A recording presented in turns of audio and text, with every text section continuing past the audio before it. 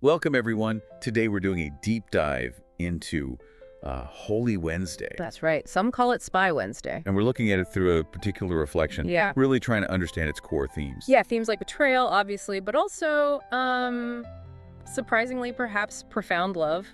So the big event of the day is Judas. Judas, yes. Making that secret agreement to betray Jesus. For, what was it, 30 silver coins? 30 pieces of silver, exactly. Matthew 26.15 mentions it. And the fact it was secret, that's significant, you know? It really is. It wasn't like an open argument or disagreement. It was clandestine, hidden. Which says a lot about the intent behind it. And remember, this wasn't some random enemy. No, this was someone close, part of the inner circle. Someone Jesus, well, presumably trusted. That makes the betrayal cut so much deeper, doesn't it? Definitely. But then the story takes this incredible turn with Jesus' response. Right. At the Last Supper, he knows. He knows what Judas is planning. And yet, Yeah. he washes his feet. Washes Judas's feet, along with the others, and shares bread with him. Just think about that for a second. Washing the feet of the person you know is about to hand you over. It's radical love, isn't it? The reflection we're looking at really highlights this. And didn't Jesus still call him friend? Yes. Even in that moment, knowing everything, he calls him friend. Wow. That changes how you see it. It's not just pure evil versus good. It's framed as this deep personal tragedy. Exactly. A tragedy within a relationship.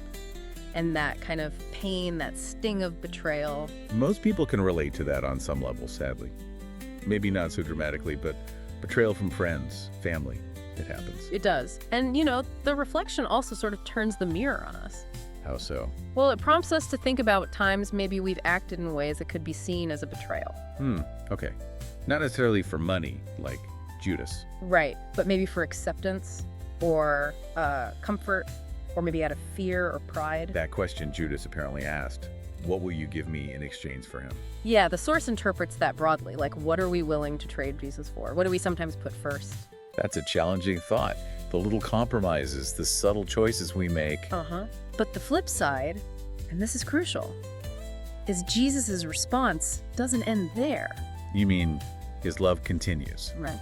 Despite the failings. Absolutely. The reflection stresses that. His love is constant. It's an invitation back, always. Not about wallowing in guilt or shame. It's about forgiveness. Yeah. Grace. Yes. And the prayer included in the source material kind of sums that up perfectly.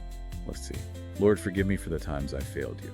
It starts with acknowledging failure. But then moves immediately to faithfulness. Help me remain faithful and never trade you for anything or anyone. Keep my heart anchored in your love, even when I fall.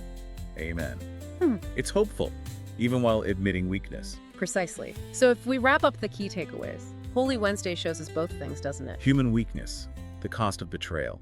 And divine mercy, that incredible unfailing love Jesus offers. So the point isn't just to look back at Judas and, judge him. No, not at all. It's Right. more about looking inward, examining our own hearts, our own choices. What are our priorities? What or who do we sometimes trade for? Right. And the final thought really lingers on that invitation to stay close to the one who offers that friendship, that love. Even when we feel we don't deserve it. Especially then, perhaps.